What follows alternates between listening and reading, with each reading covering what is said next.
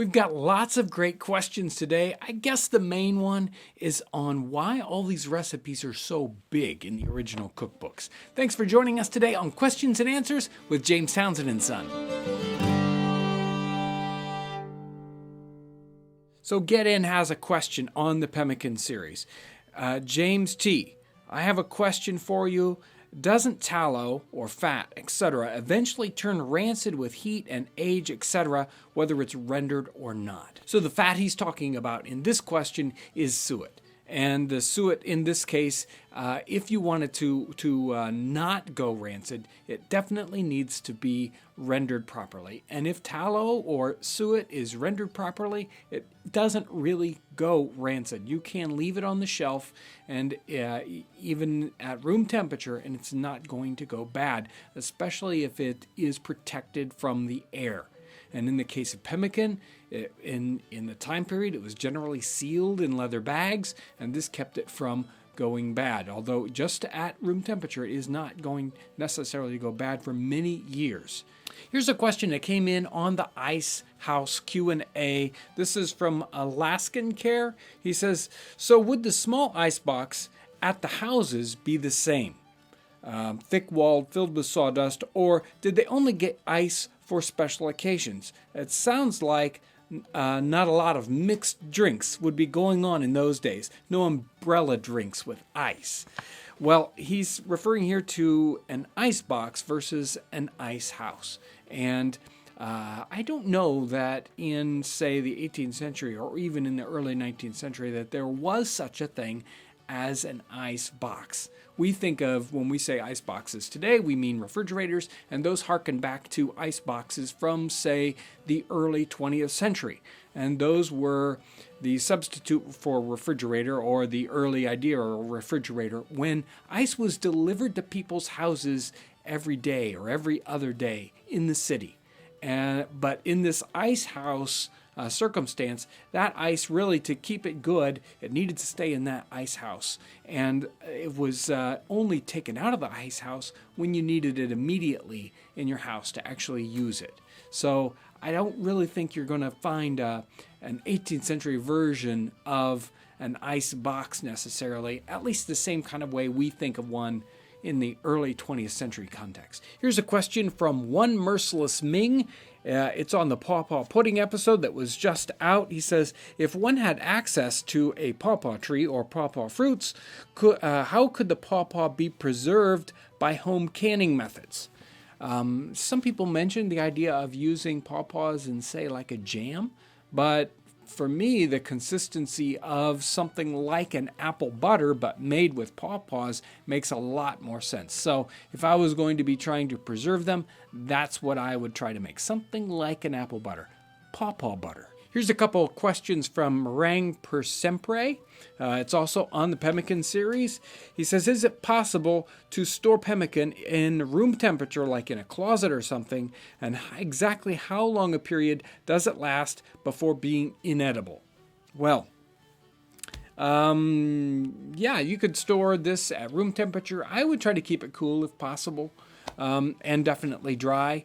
But a closet or in your basement but sealed up, anything like that is going to keep it lasting a long time. You don't want it to get hot. And as for how long it lasts, again, we've talked about this before.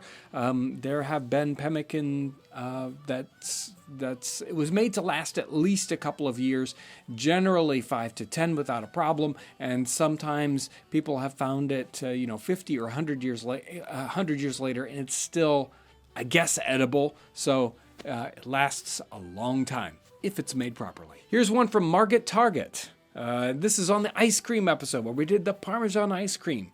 Does it taste like cheesecake? And actually, just the other day, I was talking to somebody else who was with us as we were making that episode, and we actually were remarking on that idea that it does have some definite cheesecake kind of reminiscent flavors to it. That salt and the sweet really does kind of give you an idea of, say, a cheesecake. But really, to set it off, you should try it with a fruit compote on top. I think that would really seal the deal on the cheesecake idea with with that fruit on top.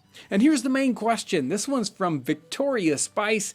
Why did all the old recipes yield so much food? I think it's easy for us to, in our modern context, kind of be confused by the amount of food. But really, we're used to eating and cooking for smaller groups of people, 1, 2 people, even 3 people. But in these 18th century contexts, they're going to have much larger families or be cooking for much larger households when they're cooking. So that's much more common. Also, it was much more efficient to cook large meals or large portions at a time compared to what we do because of the way they were cooking. The firewood that they had to get, or the efficiencies of an oven that they had to heat up these ovens to do baking. It took 4, 5, 6 hours, half a day, and then they would bake all these things. You wouldn't want to just bake one thing. So preheating your oven, that takes a long time. There's other reasons too for having these large portions. Sometimes this was a method of preservation, and the bigger the thing was, the more likely it was to preserve. So they would bake very large bread loaves for the same reason that the bread loaf would last longer in storage when it was in a large piece than in a small one. So a lot of different reasons for that. I want to thank everyone at Mrs. Cinema 1812 that came by. It was a wonderful event. We had so many people stop by and say hi and shake hands, and we had the best weather ever. It was a wonderful event. So I want to thank everyone who came by.